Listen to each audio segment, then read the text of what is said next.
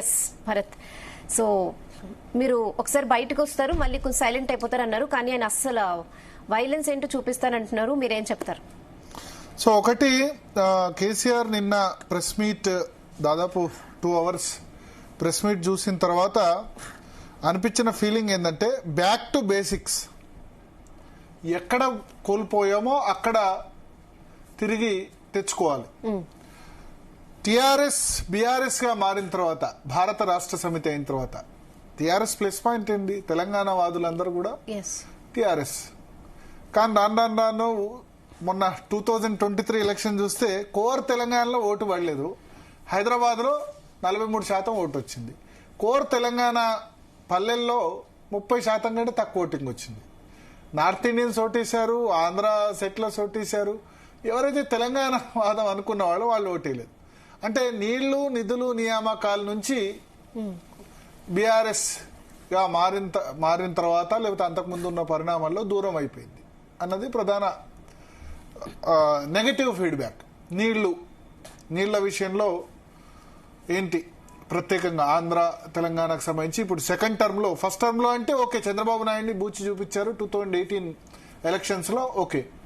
But second term లో జగన్మోహన్ రెడ్డి ఇద్దరు కలిసి, కేసీఆర్ జగన్మోహన్ రెడ్డి ఇద్దరు కూడా ఒకళ్ళకొళ్ళు మిత్రులే, కలిసి చేసిన టర్మ్ లో కూడా ఆంధ్రప్రదేశ్ తో పెద్దగా బ్రేక్ త్రూ లేదు. ఒకటి, నిధులకు సంబంధించి చాలా రాష్ట్రం అప్పులు అయిపోయిన పరిస్థితి అన్న ఆరోపణ, ఉద్యోగులకి సరిగ్గా జీతాలు కూడా రాలేని పరిస్థితి, నియామకాల విషయంలో తీవ్ర అసంతృప్తి.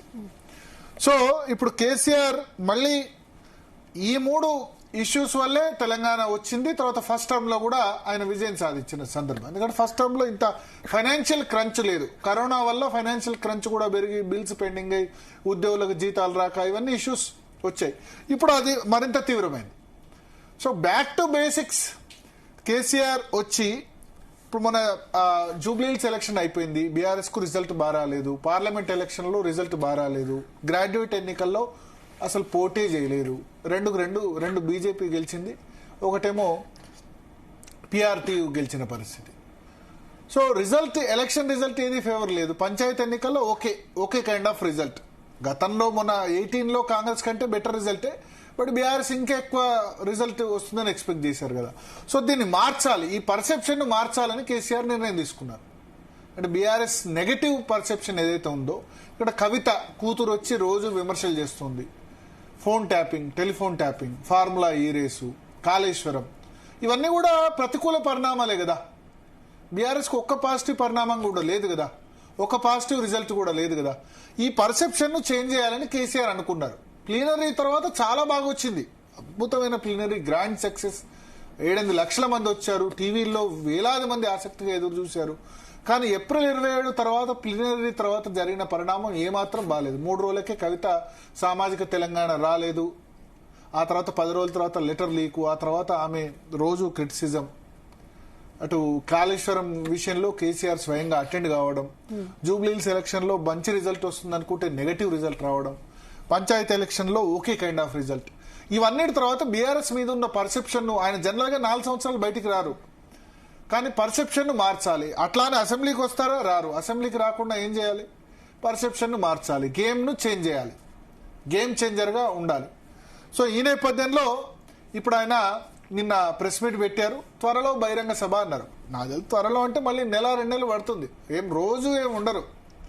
1-2 రోజులు ఇక్కడ హైదరాబాద్ లో అందుబాటులో ఉంటా అన్నారు. మేబీ ఇన్ఫార్మల్ చిట్ చాట్ చేస్తే చేయొచ్చు, బట్ రోజు ప్రెస్ మీట్ పెట్టే రకమైతే కాదు. నిన్న 2 గంటల ప్రెస్ మీట్ ఆదివారం అయినా ఎంతమంది ఆసక్తిగా ఎదురు చూశారు. చాలా వ్యూవర్షిప్ చాలా ఎక్కువ ఉంది కంపారిటివ్లీ. కేసీఆర్ ఏం మాట్లాడతాడు, కేసీఆర్ మాట్లాడక ముందే అక్కడ Uttam Kumar Reddy press meet announce అయిపోయింది. కేసీఆర్ మాట్లాడితే వెంటనే రేవంత్ రెడ్డి ఆయన చిట్ చాట్ పెట్టేశారు. అంటే ఏంది, కేసీఆర్ ఒక్కడే పతాక శీర్షికల్లో రాకూడదు, కాంగ్రెస్ పార్టీ వెర్షన్ కూడా రావాలి. మళ్ళీ ఇవాళ ప్రెస్ మీట్ పెడితే ఉండదు, ఇవాళంతా పేపర్లో కేసీఆర్ ఆక్రమిస్తుండే. కాబట్టి వెంటనే రేవంత్ రెడ్డి చిట్ చాట్ పెట్టి దాని కౌంటర్ కూడా ఇచ్చారు. ఆయన తమలపాకుతో కొడితే నేను విసనకర్రతో కొడతా, ఆయన రాయెత్తి కొడితే ఈట్స్ కా జవాబ్ పత్తర్ సే దేంగే అన్నట్టు ఆయన ఎంత చేస్తే నేను ఆ విధంగా ఇచ్చానని చెప్పారు. సో కేసీఆర్ అట్లా రావడం వల్ల ఒక కాక మొదలైంది తెలంగాణ రాజకీయాల్లో. ఇప్పుడు ఆయన ఎంచుకున్న టాపిక్ విషయానికి వద్దాం. Back to basics.